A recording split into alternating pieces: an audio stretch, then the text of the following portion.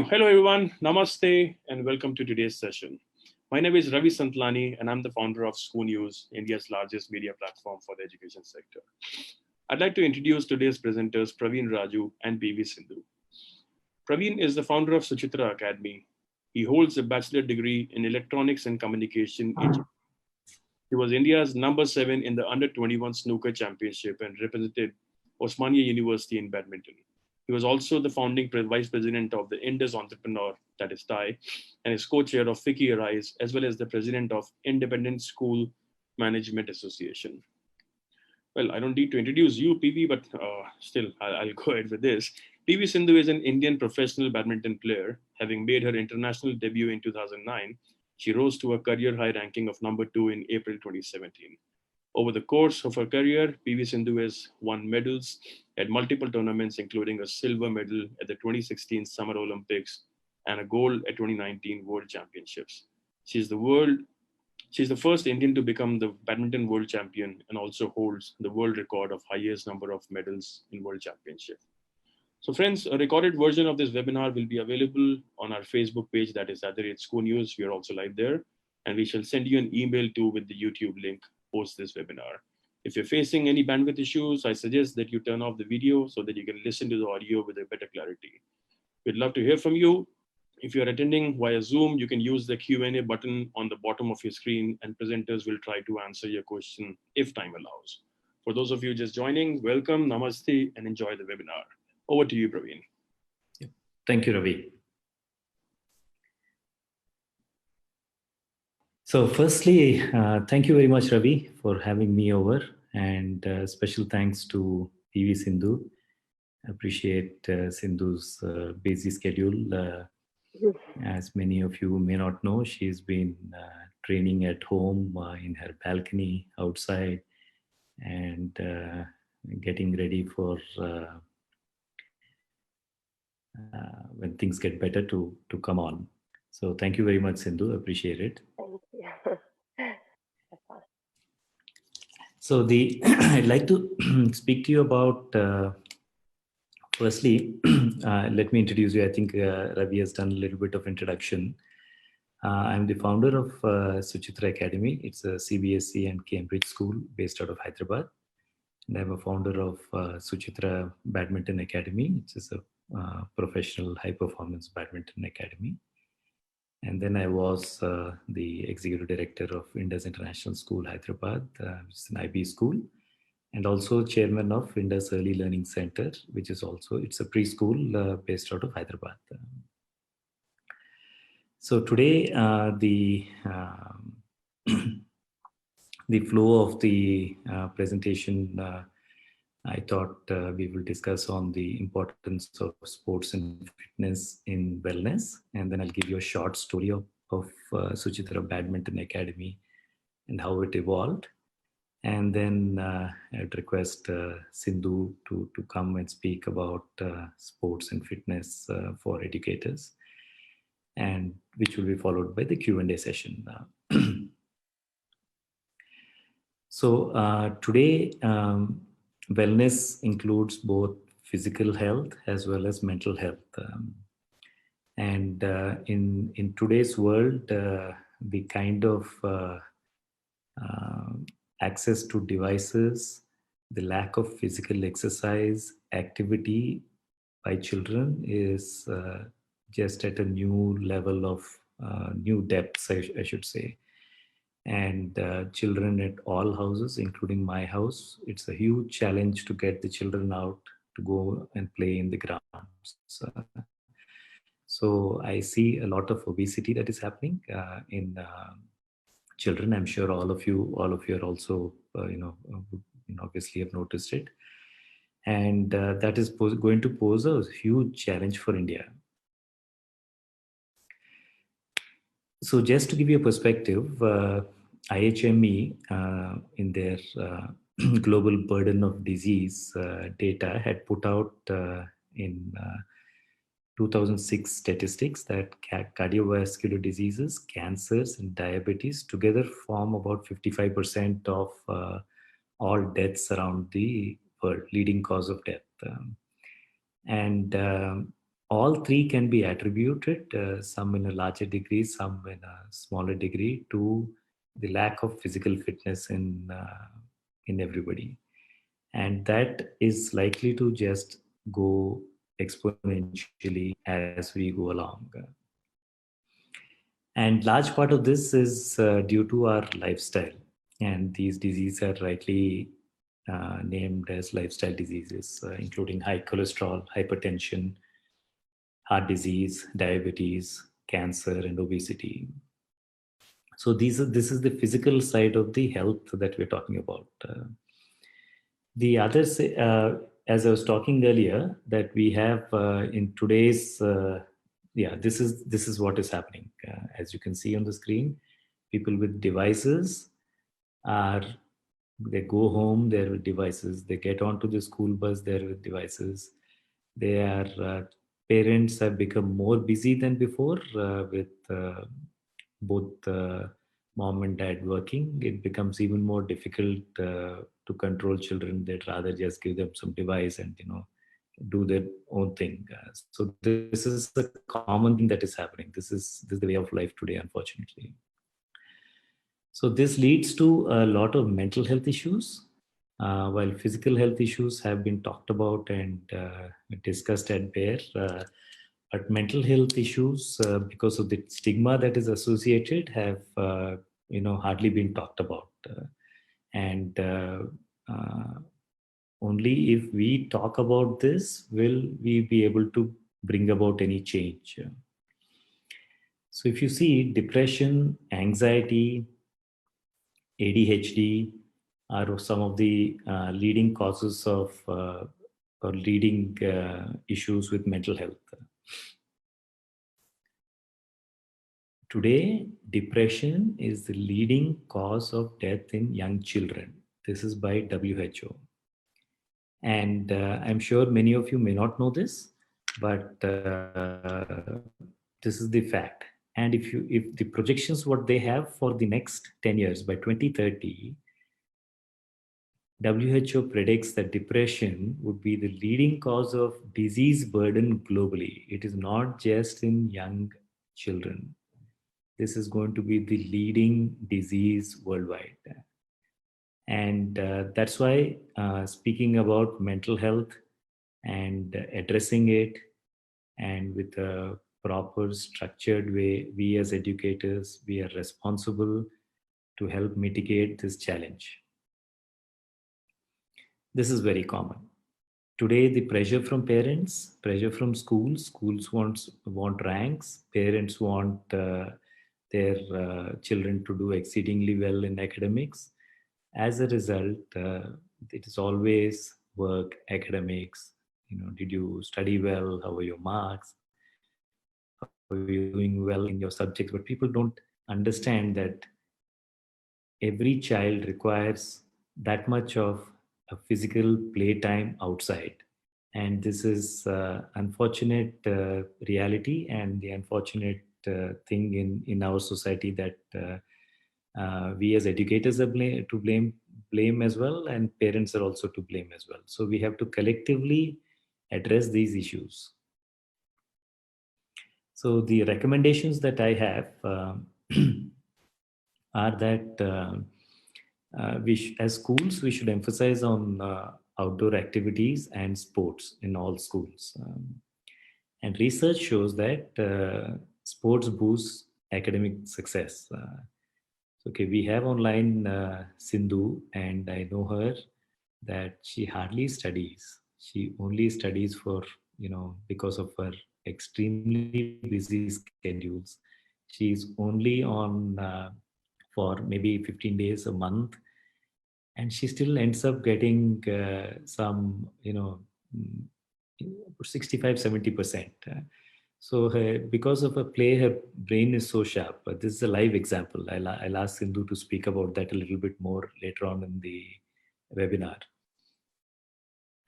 And also, it is not just about having playtime and children going and playing at home. Yes, that's fine. But in a school, we have to ensure that each child gets the amount of playtime that is necessary. So our curriculum should be a structured curriculum and also with clear measurements. You could measure height, weight, BMI, then speeds and conical tests. There are a few tests that you can measure that, and also to give to our physical education directors and coaches that starting the child is at this level, you have to take him or her to that level. So that is the best way to do that. Another very important thing is that we should utilize our school facilities for after school activities. Today, most of us operate about 200 days in a year, and we operate for about 6 hours. Before, afterwards, and weekends, holidays, they're all empty. I have told many people this, that the biggest criminal waste of facilities or infrastructure is happening in schools and institutions. We build so much facility, but it is not used after school. I will also discuss about that a little bit later. And then that's for the physical activities. Then for the mental health, there's this social emotional learning. Social emotional learning curriculum that we are just introducing. It's about the well-being of the child, self-awareness, self-understanding, understanding the environment, and the decision making, how to take. So I would encourage you all to look at this curriculum as well. This will help children lead themselves first before understanding and how to deal with their friends, their family. It's very important, and I think all schools should be doing this. And then now I'll move on to the story of Suchitra Badminton Academy. In 2016, we built a facility. It's about 12,000 square feet facility in Hyderabad in our school. And the idea was for it to be a multi-purpose hall. So we have a lot of trees in our school. We didn't want to cut the trees, so we thought we'll build an indoor facility. And there was an old building which we put down and then got this up, the structure. And in that, I got the idea that why don't we do a badminton academy before and after school. So that was how it germinated. And I had this dream, and this dream was to be the best. And to be the best, it has to be the best in India, or it has to be the best in the world. So that was the goal we set out to have for Suchitra Academy. We faced a lot of hurdles. And in our inauguration, we had on 2017, November 1st. And people thought that we're building something which is very big. And I had invited some of the officials of the sports fraternity, and none of them turned up. And what I came to know was that they were asked specifically not to go, not to visit us, and come for the inauguration. Even today, okay, I will come back to the today's part. So then, back then, what has happened was that our people were getting very anxious, agitated. That what is this that is happening? That people are not coming for the inauguration and stuff like that. So I told them that this is our first endorsement of what we are going to be doing, and this endorsement comes when people believe even before your opening that you're a threat. So that was a lot of motivation. That was a lot of my passion increased towards the Badminton Academy multifold. So we started on day one with 4 athletes, 4 players. 2 of them, one was my daughter, one was my brother's daughter, And we had 2 other players. On day 1 of inauguration, we started with 4 players. And we had then recruited a senior Indonesian coach, and we had 3 Indian coaches. We had 3 physical fitness trainers, and we had 1 physio, all full time when we started. So that was how we had started off. Today we have. I will tell you about today what's happening today. So then we started, as I told you, November 1st, 2017. We have 7 international standard badminton courts with maple wood imported from Canada with solid cushioning, which you normally find in large stadiums. Today we have 15 coaches, 5 physical trainers, and 3 physios, all full time. We have a state-of-the-art gymnasium. Then we have step training, sand training, uphill training, aqua training, ice bath, and we do video analysis. Then we have currently we have 120 athletes from 20 states across India. We have in various categories, right from India number 1 to 20 in various categories, more than 15 players. And players routinely come from USA, Canada, Germany, UK, Belgium for short duration during their summers. They come, stay in our hostels here, and we provide them training. Earlier, they would go to places like Indonesia, Thailand, and Malaysia. And today, I'm very happy that we are also in the radar for players around the world. And we are also the only high-performance badminton center in India training at this level with no government support. And all the other academies have large government grants, large private grants, and stuff like that. And they're also national centers. And we are competing with national centers. And we are doing it in Hyderabad. So not only this, we are also doing supporting other sports in physical fitness. We have some IPL players and we have some professional tennis players. We only for fitness they come to us.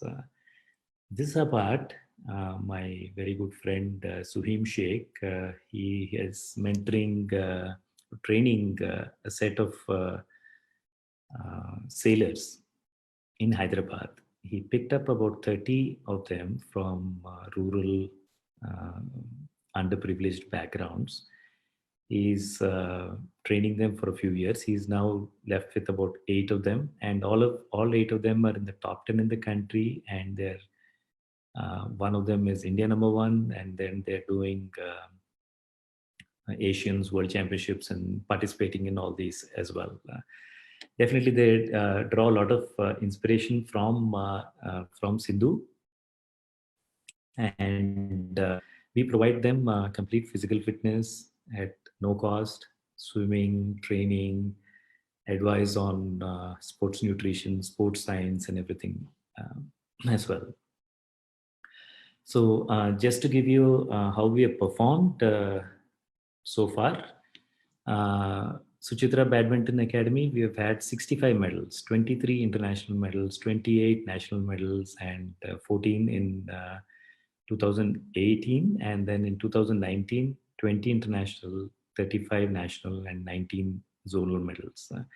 So if you include the state level medals, it will add to another 100 or maybe more.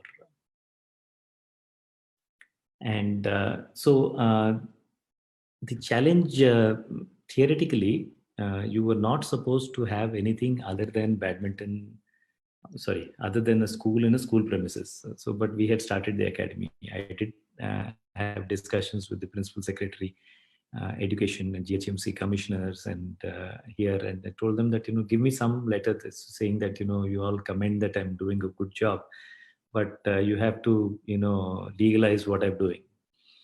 But they said, no, why? Don't worry. Everybody knows. You don't worry about it. Then what happened was we got Mr.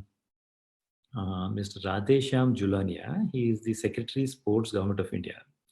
So he came to Suchitra. I had never met him. He through the Sports Authority of India. He came down. He spent 3.5 hours with a book and pen, understanding what we are doing at the right from physio level to our kitchen. So I told him that I asked him the same question that we have this issue that you have to help us because there's so many there's so much infrastructure around the country that you can utilize for the betterment of sport. So then he told me that he's already working on it, and some of you may already know of it. And CBSE has issued a circular as well. You have a Fit India rating by Government of India. Then you have a Fit India 3-star rating, and then you have a Fit India 5-star rating.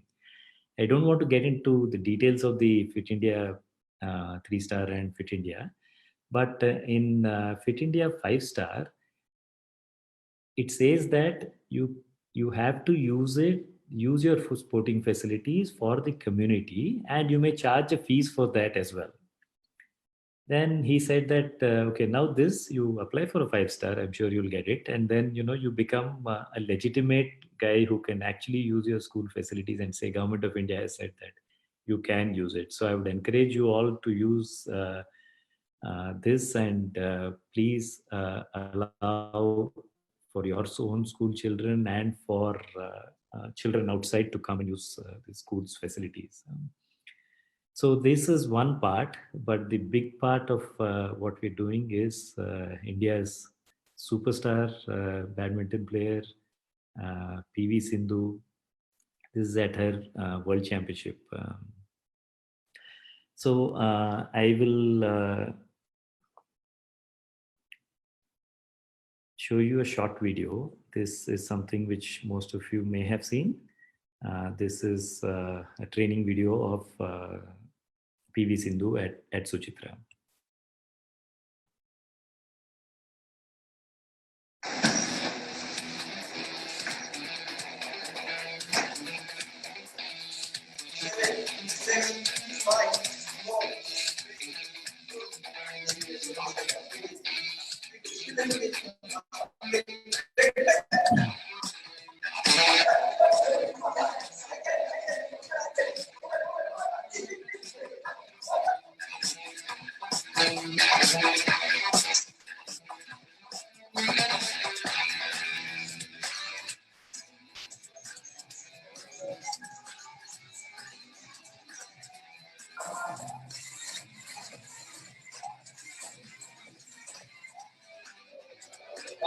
Faster.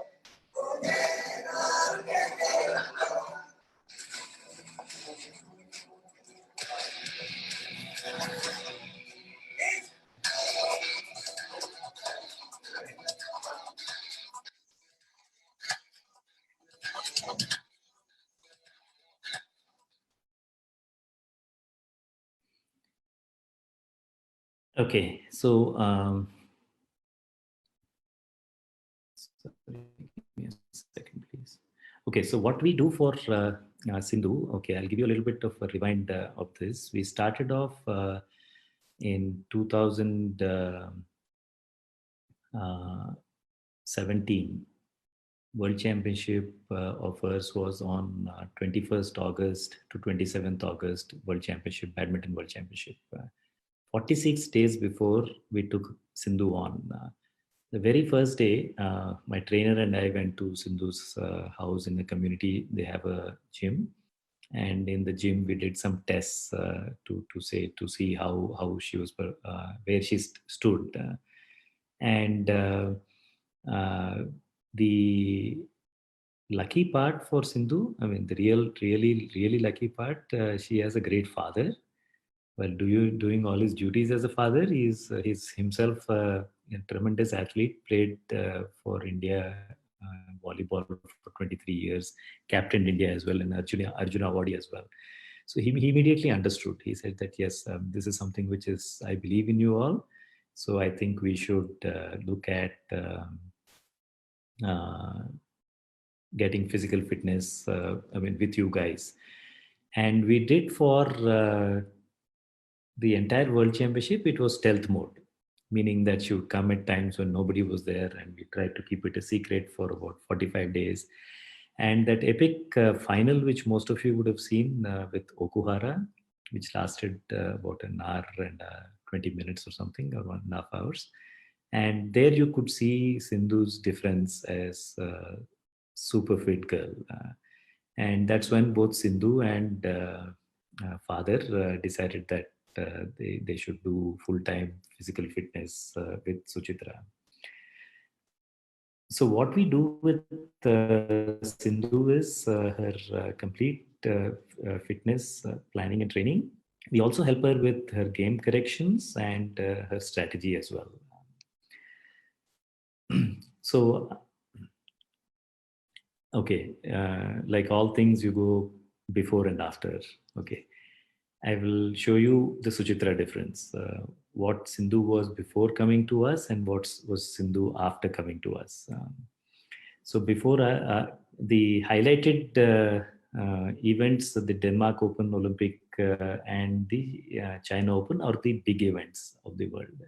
She had won 3 big events like the Grand Slams. We have Super Series and upwards of. So these are the 3 things. One, she was runner-up. China Open, she was winner, and Olympic Games, she was silver medalist. She also won 2 bronze medals in the World Championship. So today, after Sindhu started coming, so the highlighted in yellow are the big medals or big tournaments. So we have the World Championship, the Korea Open winner, World Super Series finals. She was runners up, and then she was also a winner. World Tour Finals is the winner. So many of you may not know this World Tour Finals is the tournament of the world, meaning it is equivalent to a World Championship and just below Olympics. That is the level of this tournament. The All Englands or the Indonesian Opens or the Chinese Opens are all come at the next level. So Sindhu had reached 1 finals and 1 she won as well. So the first year she was with us, she won the World Championship silver. Second year World Championship silver. Third year World Championship gold. Other than that, she won the Indonesia Open. She was runners-up of the Indonesia Open as well. So with this, I'd like to end my part, and I would like to invite Sindhu to come and share her views. So let us welcome Sindhu. Hello, can you? Yes, Sindhu, we can hear you. This is a time where we are in the difficult times where we can't do anything but just stay at home and be safe. I think, as you all know, it's a very good decision taken by our Prime Minister, where we have this 21 days of lockdown. And firstly, thank you for this opportunity, and I would like to thank Mr. Ravi of ScooNews and also Mr. Praveen Raju for inviting me up. And as educators, I commend for your efforts on keeping the classes happening online, where you actually can't go out and can't go to schools and stuff and give. But then I think via online and Zoom and also Google Meet, you are able to do these classes online. And I know this requires a lot of hard work, double hard work.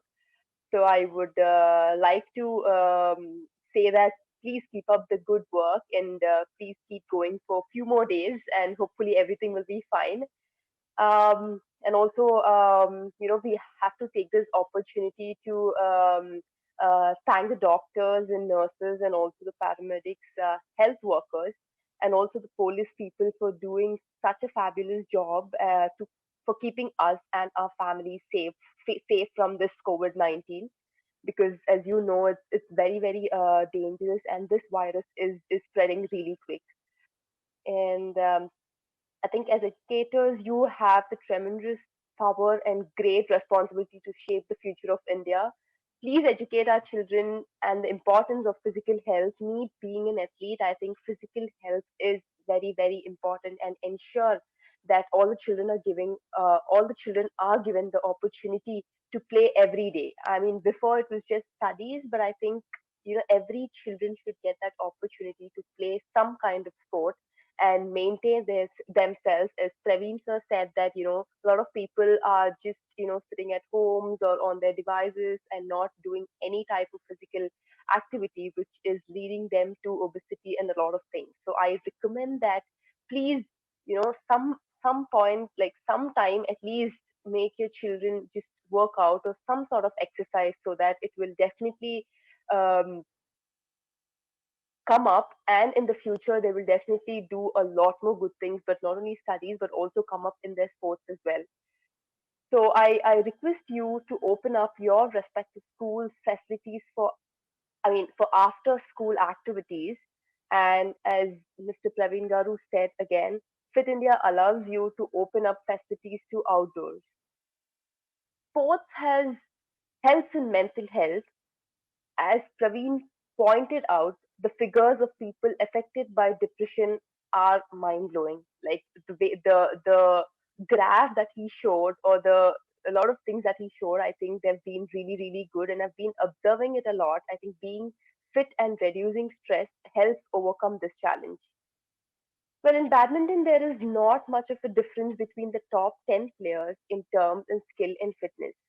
Those who are mentally strong come out on the top. Similarly, in the areas of life, social and emotional education makes an individual tough and vital to well-being of our society.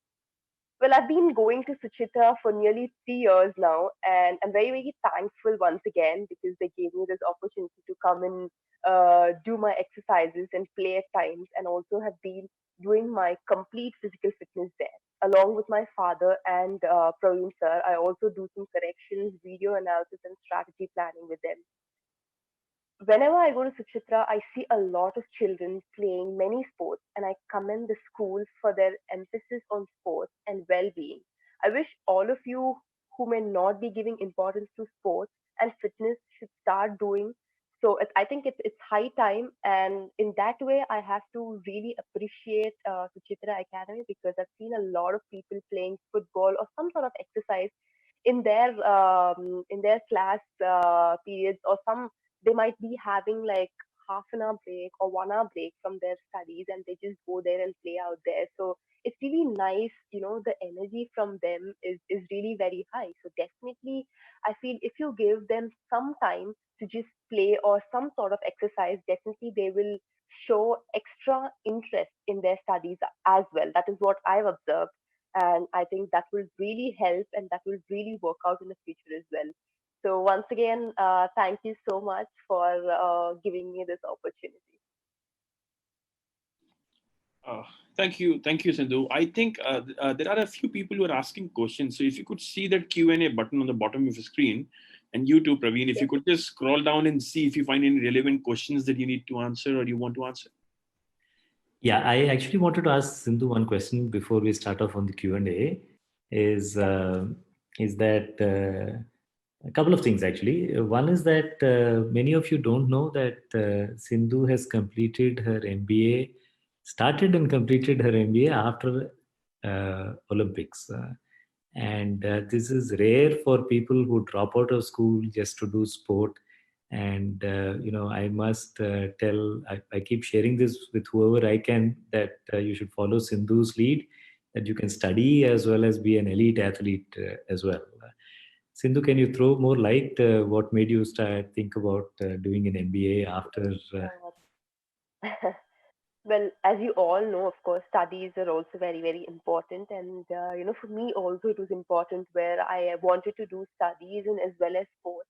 Because at the end of the day, players' life is very less comparatively, like maybe 5 years, 6 years, maybe 10 years down the line. But apart from that, I think studies also is very, very important, where you get some kind of knowledge.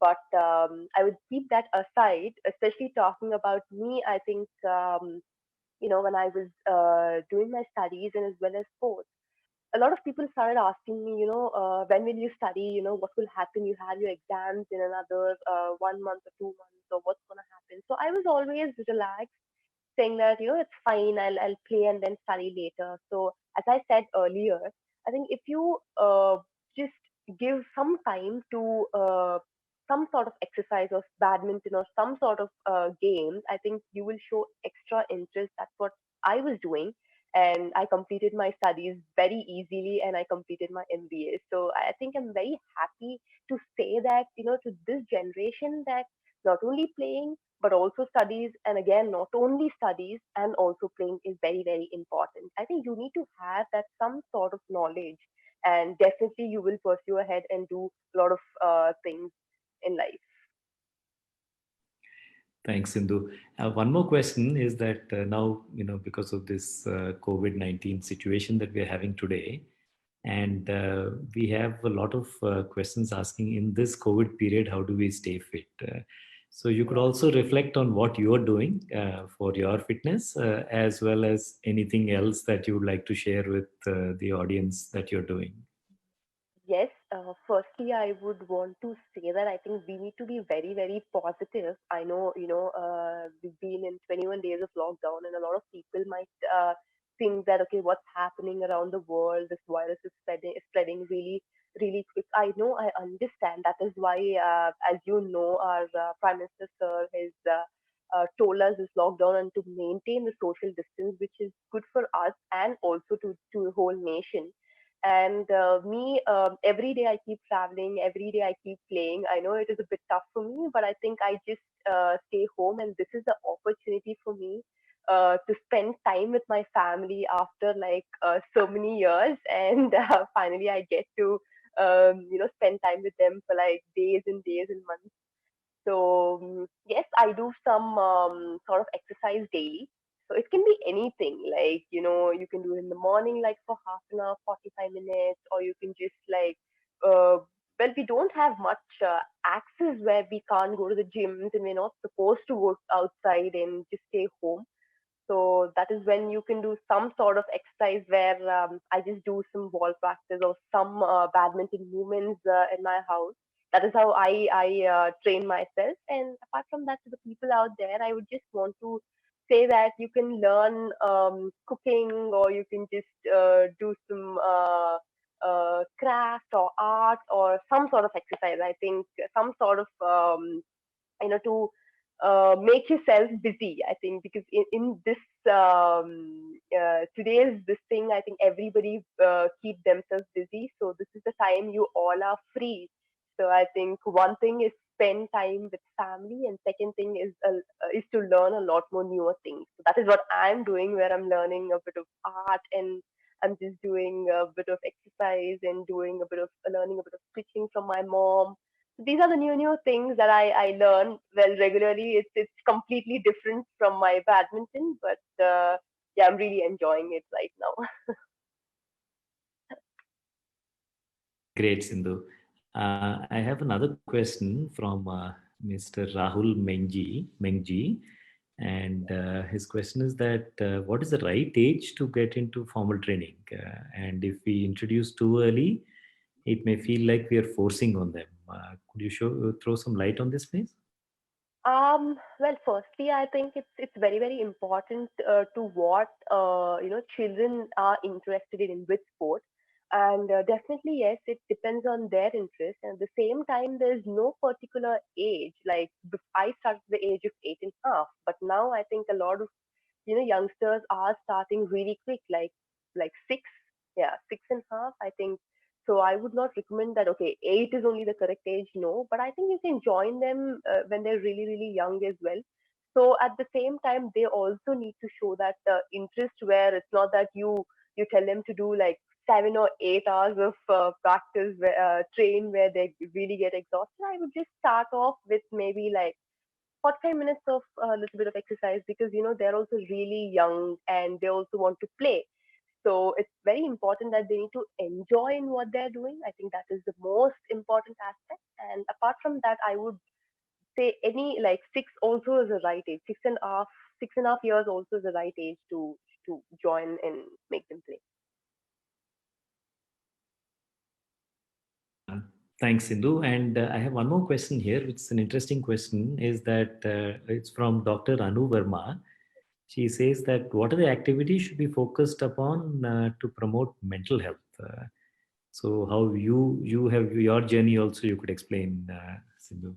Yeah, as you know, everybody face ups and downs in this mental health, where sometimes you're really depressed, sometimes you're really sad, and especially when you play a sport, when you lose and win, there are a lot of ups and downs in life. So, well, I started off doing meditation, which keeps me calm. And it's been almost like 1 year now I've been doing meditation. So I think it's not about winning or losing. It's very important that you understand the situation and go with the flow. And I think doing meditation at least like half an hour, 40 minutes really helps you. And as you know, mental health, mental fitness is very, very important. And I recommend that everybody should practice mental health to keep yourself calm and keep going and to understand what's going on and to know what is right and what is wrong. Yeah, just to add to what Sindhu has said is that we have in our school we have something called quality circle time. I'm sure many of you schools also have this, wherein we spend about half an hour to 40 minutes each week with all the children, and we speak only very diverse topics, nothing related to academics or school. So their school at that point, teachers can see signs of issues that are happening and still stuff like that. That activity is something which also I would recommend people to do. And I would strongly advocate yoga and 5 minutes silence for every school child in a day will go a long way in keeping mental health in a under basically healthy, mentally healthy. Okay, and Ravi, you have some, Yes, PB, there's a little boy live who wants to ask a question to you. Do you allow me to bring him live here? Yeah, definitely. Kushan, are you there? Can you unmute and just start your video? I'm there. Hello, ma'am. We are a big fan of yours. Unanimously, I think I'm speaking from millions and millions of Indians. We're so proud of you. Thank you so much. Hi, so I'm a really big fan of you. So I'm in 9th grade. I'm 14 years old. So my question to you was, what advice would you give a child who has been playing badminton for a year and wants to pursue it as a career? Well, definitely depends on the boy or girl who wants to continue and take it as a profession, because it needs to first, you guys need to think that, okay, I want to play badminton, I want to become a champion. Or it's not just that, okay, in few months or few days of hard work you will not become a champion, or you'll not become a world number one. Well, you need to understand that it's years of hard work where you will have ups and downs. And whenever you have ups and downs in life, you need to take it in a very positive way. You keep losing, I understand. You feel sad, you feel, you be upset where you think that I'm losing all the time. But that is when you need to understand that, there's always a next time, and I will keep working hard and I will keep trying my best. And no matter what, I will keep playing. Because a lot of people might just keep thinking that, it's not working out, or I'm losing in the first round or second round. Initially, when I was really young, when I started off with my international career, I was losing in the first round and second round. That is when, you need to know that, it's okay. There's always a next time. And I think secondly, parent support is the most important thing, ma'am, to you. Yeah, I know you are supporting your child, and keep supporting him the same way. And when they are really, really upset, I think that is when parents get that role where you need to support and encourage your children, by motivating them and telling them that it's okay. There's always next time. And definitely, I'm sure you are supporting your child. I wish you all the very best for the future. Thank you so much. Thank you. Thank you, Kushan. Thank you. You may switch off the video now. Thanks, Sindhu. I have one more question here. Is from Dhanveer Singh, Mr. Dhanveer Singh Karola, and it says that what is the importance of parents from sports background in her life and performance level? This is one of my favorite subjects. Yes, parents' role in my life has been really, really a very big role, because I must say, I think because of them, I'm here today, because they themselves have been volleyball players, so they know what it is, because they've experienced, and they have come up from that level. So, sometimes at times, even though they are from different sport, I think, um, it's almost the same thing when you come to that international level. I mean, the thinking and the mindset. So sometimes when they keep telling me, okay, this is what it is, I think those steps really help me. Even though there are coaches behind you, at times you might be really blank, but a few tips from outside also really, really work out for me. Where whenever I used to go for tournaments, like my dad or mom accompanies me, so they keep giving me a few tips. And in one way, I'm lucky where, at home as well, we keep watching few matches where my dad keeps telling me, okay, this is what I'm doing. So I get to know a lot more. So in that way, it really, really helps me. And I think I'm very lucky to have them. Perfect. Praveen, can I ask one question, if you allow me? Sure, please go ahead. So Lieutenant Colonel A. Sekhar is asking one question, which is also my question. He says, my question is about sports in a post-lockdown COVID-19 world. The vaccination is expected to take 18 to 24 months. With physical social distancing the new normal, how do schools get their sporting curriculum working, even more in contact sports like football? Can I have the views of both the speakers? Okay, this is something which we as educators, it is not an easy thing, definitely not an easy thing. And we see the contact, the way the virus is spreading today, even sitting in a classroom is a challenge, let alone going out on the on the ground and playing together, contact and no contact itself. So this is a very, very, very difficult thing to do, especially in schools. And honest answer is we have not figured it out. But Sindhu can, maybe she can add her view as well. Yeah, I think definitely yes. It's a very, very challenging thing. Whereas Praveen sir said, even sitting in the classrooms also is a big thing. Like because of this virus. I think right now where we are, it is a very good thing where we maintain the social distance. And apart from that, I think a lot of people adding to it. A lot of people kept asking me, okay, it was an Olympic year and you worked really hard for for 4 years and just few months away, and do you think that you regret it that Olympics got postponed? Well, I think talking about all these things, we never knew that this is gonna come. And when it came, the important thing, like right now, is what to think is life comes first. Apart from all those things, I think that is the right thing. Like for now, we have to stay at home. We have to maintain that social distance because it is very, very important, not only for us but for like the whole world. It is very, very important because, as you know, like when we play badminton, not only we might not, shake hands, but even touching the shuttle, because even the opponent touches the shuttle. In that way, also we might get that, virus. And you never know how the virus is spreading, from which way, and how it is spreading. So right now, the right way we are doing is just sitting at home, having these online classes and stuff. And most important thing I must say is yes, life comes first, and the rest all is next, according to me. Thank you, Sindhu, and thank you, Praveen. There are a few more questions. If time allows, you can take it. Otherwise, the ball is in your court. No worries on it.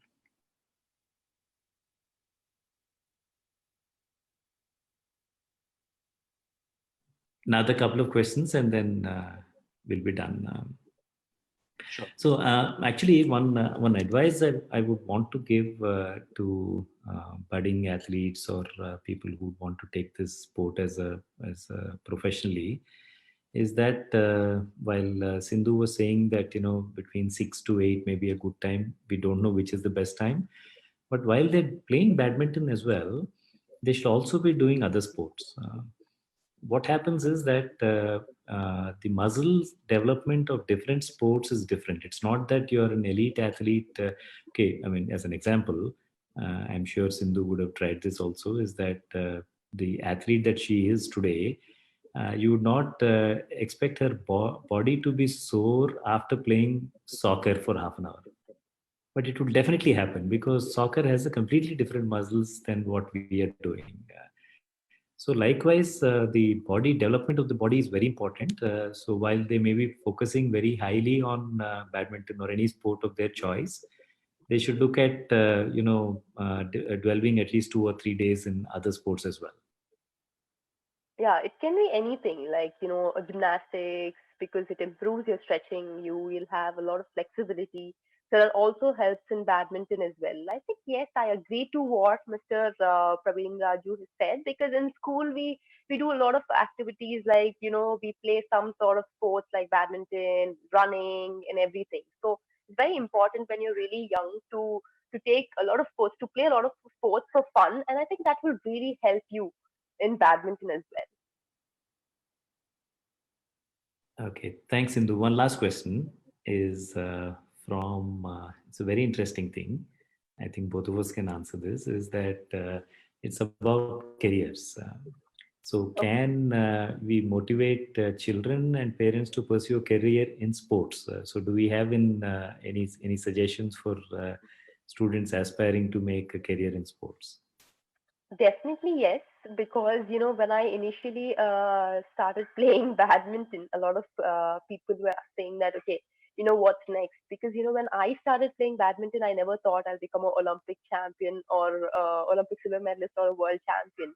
So that belief should always be there, whether if it's parents or students, because sport is where you need to understand, you need to believe in yourself that you can do it and you can work hard again.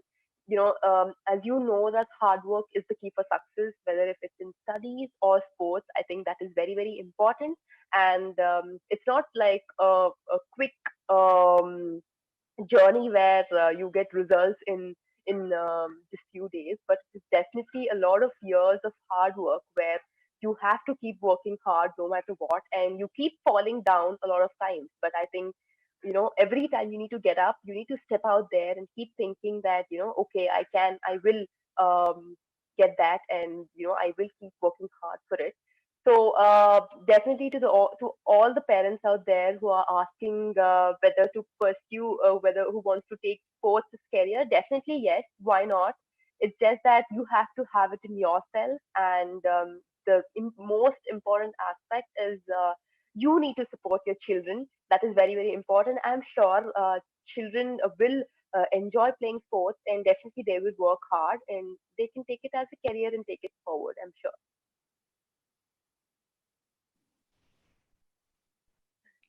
Let me add to this dimension. You have to balance, like how Sindhu has done. You have to balance studies and sport. There's no doubt about it. And there are many athletes who would want to give up studies and things like that, but I would definitely not recommend that. So if you want to become a professional athlete, that should be the one. And then why this is that you always need a plan B. It's it only happens in the movies that everybody says that I will go to the world champion and things like that. And we have to understand and recognize the ground reality is that all of us cannot become a PV Sindhu or a Sachin Tendulkar. Career in sports, it opens up other opportunities which last 3-4 years I had not seen. So today, a national level player in our academy gets about 80,000 rupees salary per month. When we started, it was only 20,000. This is not even 3 years ago. So that is the kind of scale that this has gone to, and you blame it or you thank Sindhu, but she has a large part to play on that. But definitely, it's a great thing for the sport. Absolutely, no doubt about it. And apart from this, you have careers in sports management. You have so many centers coming up. Government needs sports managers. Sports managers, it is a misconception that good coaches can become good administrators. So you need sports management training to become good administrators. You need not be a world champion, or need not be a top player to become a good coach or a good administrator. So all those skills can come in, and definitely, I mean, as you go along, you will see more opportunity across all sports as well. Thanks, Sindhu. I'm very sorry we're not able to take all the questions. There's some very interesting questions, and I would give you my email ID. So I have not written it here, but Ravi, if you could share with everybody, praveen.raju@suchitra.in. I'd appreciate that. And Sindhu, thank you very much. I know you're getting late for your evening schedule. So appreciate all your time. And just to let you all know, all of you, many questions in fitness in COVID. Use your balcony, do yoga, do pranayam, just do some skipping, just do spot running. You don't need any equipment, anything to be healthy and fit during COVID-19. So Sindhu does much higher level she's been doing at her house, but all of us can also be, staying healthy and staying safe during this tough times. So Ravi, Sindhu, thank you very much. Appreciate your time. Over to you, Ravi. And thank you very much, Praveen, and thank you very much, Sindhu, for joining us. In the times of COVID-19, all I could do was, while listening to you, was make this particular thing. And thank you live. Thank you, Praveen. Thank you, Sindhu. Everyone, please stay safe. Stay safe, and please follow what our governments are asking us to. Please stay indoors. And I'm pretty sure that when Sindhu will, make us proud again and again. Thank you, Sindhu, for making us proud. I mean, we are truly indebted to you, and thank you, Praveen, for giving us this opportunity. And I'm sure there will be a lot of questions which we will forward your email ID, and you could pick it up. Thank you very much once again. And ladies and gentlemen, good evening and good night from ScooNews. Bye-bye. Thank you. Bye-bye.